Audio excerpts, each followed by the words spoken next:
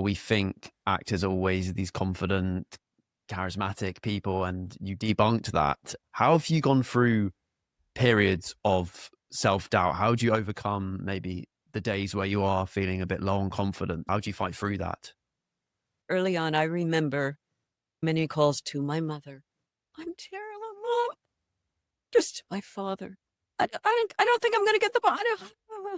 Just, and so if you have people around you you trust that can remind you you're a good person, you're a good actor, that really helps. I think it took a while. Surprisingly, it took more than being cast in leading roles in feature films or television. It took years of believing it myself and not feeling the imposter syndrome. There's a lot of that. And so many more people will say they have it and they don't talk about it. And maybe that's what helps you. Because I think it really helps to have people around you that know you, that can keep supporting you. One thing that helped me, I went on it backwards because while I did have wonderful teaching, a wonderful experience with my mother, Linka, and with Rosemary in young people's theater. My mother is a member of the Actor Studio, and Rosemary was with Second City. They brought all of their techniques, improvs, and games, and we used to do them. So I learned Actor Studio technique, and I used to sit in and watch Lee Strasberg, which was really cool. I learned all that technique by the time I auditioned for Jeremy.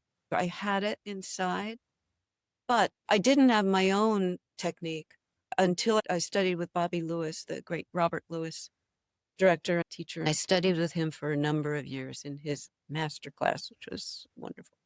Bobby would do is he would have we would pair up to do scenes, and we would do each scene through every stage of rehearsal. The first time we did it was just the read through. We'd read through the scene with each other, talk and listen.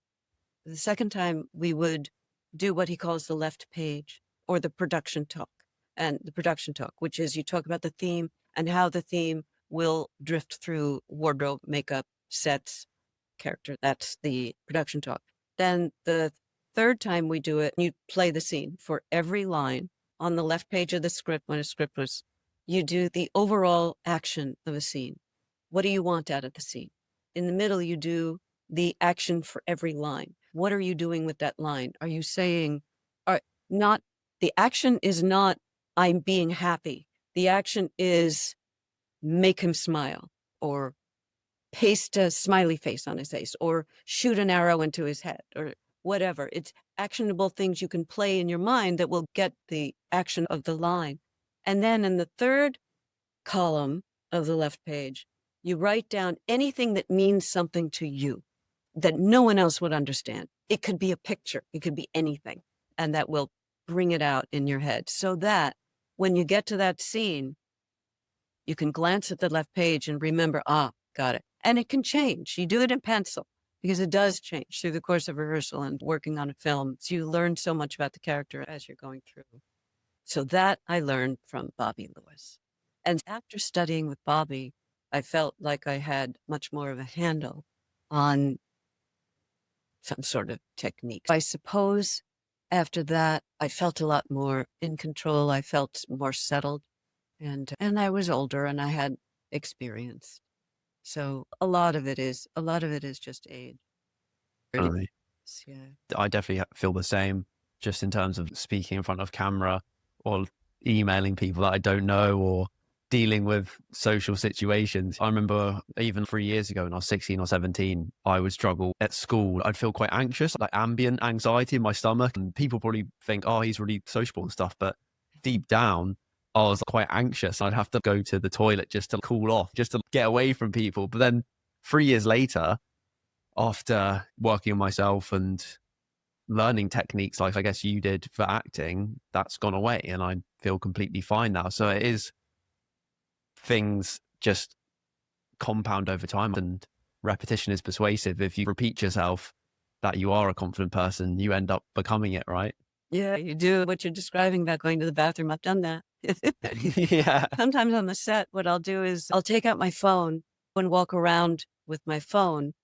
I'm not really talking to anybody. I'm going over my lines, but I'm doing it so nobody will talk to me. Yeah. It works. Good technique. It's funny how we all think that nobody feels those things when probably everybody does. Yeah. Have you heard of the spotlight effect? No. Basically, it's where you think everyone's looking at you and thinking about you when we were younger. I used to think everyone was looking at me and thinking about me, but because most people think that, no one's actually looking or thinking at anyone other than themselves. So it's like this kind of like paradox in a way, because we focus so much on ourselves and we're like, oh, what's that person thinking of me about? Like, why are they thinking of me? Or that we'll make something up in our head, a story in our head that isn't true, but because everyone's thinking that, no one actually ends up thinking about anyone. If you fell over in the street and spilt your milkshake or something, you'll be thinking everyone's laughing at you and has remembered that for the rest of their life. But in reality, you're going to be the only one who remembers it 10 years later. That kind of helped me get over public worries and stuff. Realistically, everyone's got their own problems and their own struggles, and we're all quite naturally self-centered in a way. Thank you for that. I love the spotlight effect. I'm going to remember that. In a way, expanding on that, it is really hubris that we think people are that attentive to us. No, they're too attentive to their own lives. They're just making it happen. And it frees us when we realize that, okay, I'm okay to exist and it doesn't matter. Stop editing myself and stop commenting. In other words, my life is not an audition. And though I spent so much of my life auditioning, Yeah. it does creep in. And that's another thing that gets an actor, that can get to you as an actor. The funny thing, Jacob, is it just occurred to me as you were talking about the spotlight effect. Literally, I was in the spotlight for a number of years and very young. In a funny way, it was a little protective because I thought, okay, I'm in the spotlight.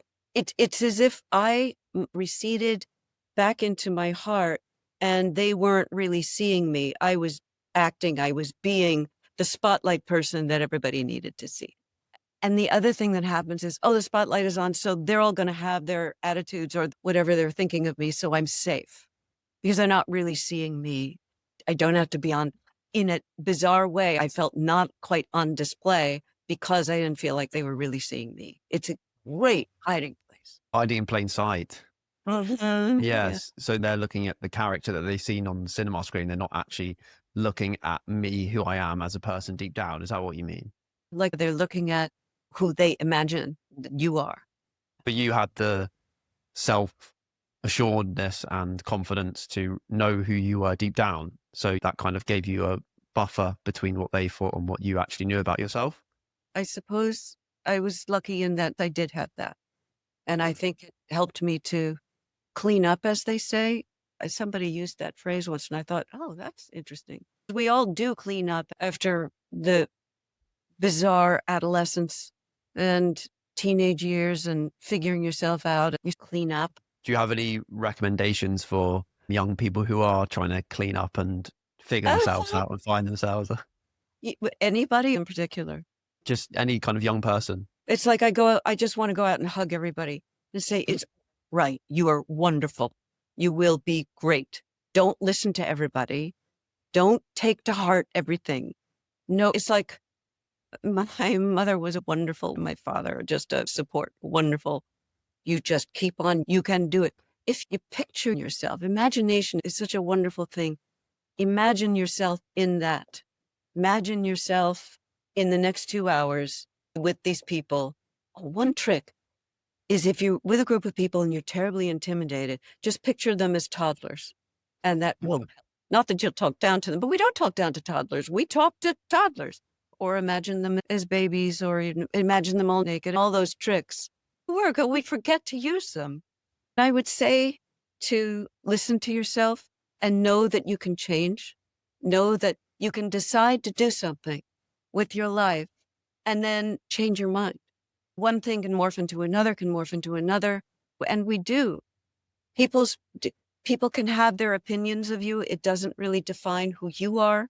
Who you are defines who you are. Just go with love, go with respect, listen and learn from as many people as possible. I wish I had asked my parents more questions. Now they're both dead. I think of all the things I wished I'd asked. My father was in World War II. I wished I had really prodded him to tell me what it was like. He was in the Bulge and he was in the second wave. Wow. All through Europe. And he never liked to go to fireworks because it reminded him of being in battle. my mother was part of the very early actor studio, and she worked with all these greats, Brando and Paul Newman and Geraldine Page, and all these. She studied with Strasberg and Kazan, and she was in Kazan's. So I wish I got a lot of training and a lot of, I did ask her a lot of questions. I wished I'd asked her more.